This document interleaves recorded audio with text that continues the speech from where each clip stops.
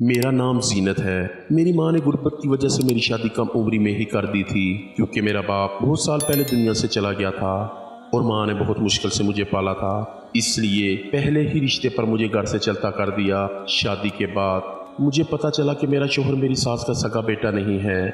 मेरी सास ने इसको अपनी बहन से लेकर पाला था। फिर मेरी सास का भी एक बेटा पैदा हुआ और मेरे ससुर की वफ़ात हो गई, तो बचपन ही से घर का सारा खर्चा मेरा शोहर चला रहा था। मेरे शोहर की आमदन अगरचा ज़्यादा नहीं थी, लेकिन फिर भी वो मेरा बहुत ख्याल रखता था। जबकि मेरा देवर इंतहा दर्जे का आवारा और लोफर लड़का था, लेकिन फिर भी अपनी माँ की आंख का तारा था, क्योंकि इसका अपना खून जो था। जबकि मेरा शोहर मेरी सास की नज़र में बस कमाने वाली मशीन था। फिर एक दिन मेरा शोहर घर से कमाने गया और शाम को इसकी लाश घर आई। सड़क से गुजरते हुए किसी गाड़ी से टकरा गया था। मेरी दुनिया ही उजड़ गई थी। कुछ दिनों बाद जब दिमाग कुछ सोचने समझने के काबिल हुआ, तो मेरी सास ने अपने कमरे में बुलाया और कहा कि तुम्हारा शोहर तो चला गया है, तुम्हारा क्या इरादा है।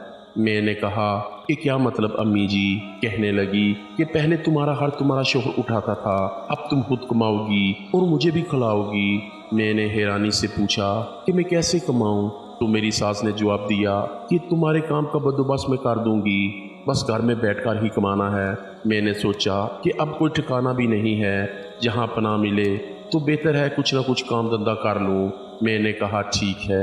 मेरी सास मेरी सआदतमंदी से बहुत खुश हुई। अगले दिन शाम के वक्त मैं नहाकर बाथरूम से निकली तो घर के सहन में दो मर्द बैठे थे, शक्ल से जराम पेशा और कपड़ों से खाते पीते गिराने के लगते थे।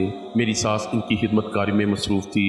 फलों और जूस से इनकी तवाज़ो हो रही थी। मैं सोच में पड़ गई कि ये कौन इतने अहम लोग हैं। मेरी सास तो किसी को मुफ्त में मरी हुई मक्खी ना दे। लेकिन ये हैरानगी जल्द ही ख़त्म हो गई। मेरी सास मेरे कमरे में आई और कहने लगी कि जल्दी से तैयार हो जाओ, आज तुम्हारे काम का पहला दिन है।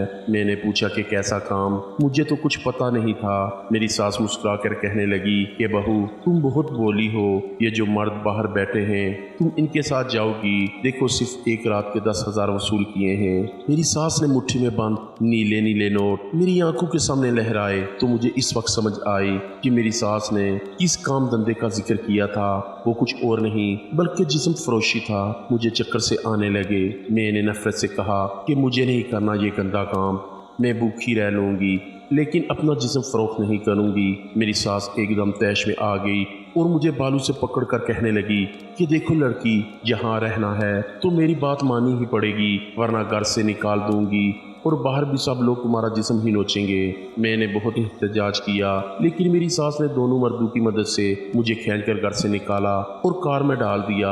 एक आदमी ने ड्राइवर सीट संभाली और दूसरा मेरा बाजू पकड़कर पिछली सीट पर बैठ गया। कार मंजिल की तरफ चल पड़ी। मैं मुसलसल अपनी किस्मत पर रो रही थी। मुझे अपना शोहर याद आ रहा था। इसने गरीब होने के बावजूद मुझे इज्जत और ज़िंदगी की छोटी छोटी सहूलतें दी। कार एक रिहायशी इलाके में एक बड़े बंगले के गेट पर रुकी और गेट खुलने पर अंदर दाखिल हो गई। वो मुझे कार से उतार कर दूसरी मंजिल पर एक कमरे में ले गए और कहा कि रात तक यहाँ आराम करो, फ्रिज में पानी और खाने पीने की चीज़ें मौजूद हैं, और हाँ कोई चालाकी करने की कोशिश मत करना, क्योंकि हमने तुमको कल सुबह बाहफाजत तुम्हारी माँ के हवाले करना है। हम रात को तुम्हारे पास आएंगे और अपनी एक एक पाई वसूल करेंगे। ये कहते हुए एक आदमी ने मेरी गाल पर चुटकी काटी और कहका लगाकर कमरे से निकल गया। जाते हुए दरवाज़ा बाहर से लॉक कर गए। मैं बेड पर लेटकर काफ़ी देर रोती रही। मुझे अपना अंजाम साफ नज़र आ रहा था। भले मैंने गुर्बत में बचपन गुजारा था, लेकिन मेरी माँ ने मुझे हमेशा इज्जत से जीना सिखाया था। मगरिब की अजान की आवाज़ें कानों में पड़ी तो मैंने उठकर कमरे की खिड़की खोली। ताज़ा हवा अंदर आई तो मेरी घबराहट कुछ कम हुई। दीवार से बाहर बहुत बड़ा दरख्त था। इसकी बड़ी बड़ी शाखें खिड़की तक आई हुई थी और हवा से झूम रही थी। मेरी सोचें बचपन में चली गई। हमारे शहर में भी एक बड़ा दरख्त हुआ करता था। इस पर चढ़कर मैं सारा दिन खेलती रहती और इसकी शाखों से झूलती और कई बार गिरती। माँ के मना करने के बावजूद फिर इस दरख्त पर चढ़ जाती थी। अचानक एक ख्याल मेरे दिमाग में आया। मुझे लगा कि यह दरख्त मेरी इज्जत बचा सकता है। मैं फौरन खिड़की तक आई, बड़ी बड़ी शाखों का जायजा लिया। ये शाखें आसानी से मेरा वजन बर्दाश्त कर सकती थी। मैंने एक मजबूत शाख को पकड़ा और इसके सहारे में नीचे लटक गई। जब मेरे पाँव एक मजबूत शाख पर जम गए तो मैंने दोनों हाथ छोड़ दिए اگلے 5 منٹ میں سڑک پر کھڑی تھی۔ میں نے آس پاس دیکھا اور ایک طرف کو دوڑ لگائی۔ تھوڑی ہی آگے مجھے ٹرین کی پٹری نظر آئی۔ میں سیدھی چلتی ہوئی ٹرین کی پٹری پر پہنچ گئی اور ایک انجانی سمت کی طرف چل پڑی۔ اچانک مجھے پیچھے سے آئی ٹرین کا ہارن سنائی دیا۔ ٹرین ڈرائیور بار بار ہارن دے رہا تھا۔ میں نے فوراً فیصلہ کر لیا کہ میں زندہ رہی تو جگہ جگہ پر مجھے جسم کے بھوکے درندے نوٹ کر کھا جائیں گے، اور بار بار مرنے سے بہتر ہے ایک بار ہی مر جاؤں۔ میں سر جھکا کر چلتی رہی۔ موت لمحہ بلمحہ میرے قریب آتی جا رہی تھی۔ اچانک کسی نے میرا بازو پکڑا اور مجھے اپنی طرف کھینچ لیا۔ اس وقت ٹرین شور مچاتی میرے پاس سے گزر گئی۔ جس شخص نے میرا ہاتھ پکڑ کر مجھے مرنے سے بچایا تھا، اس نے مجھے اپنی باہوں میں اٹھایا اور مجھے ایک انجان جگہ پر لے گیا۔ میں نے خود کو چڑھانے کی بہت کوشش کی لیکن ناکام ہو گئی۔ اس نے مجھے زمین پر گرایا اور میرے ساتھ چھیڑ چھاڑ کرنی شروع کر دی۔ میں چیختی رہی لیکن میری مدد کو کوئی نہیں آیا۔ پورا 1 گھنٹہ اس نے میرے ساتھ چھیڑ چھاڑ کی۔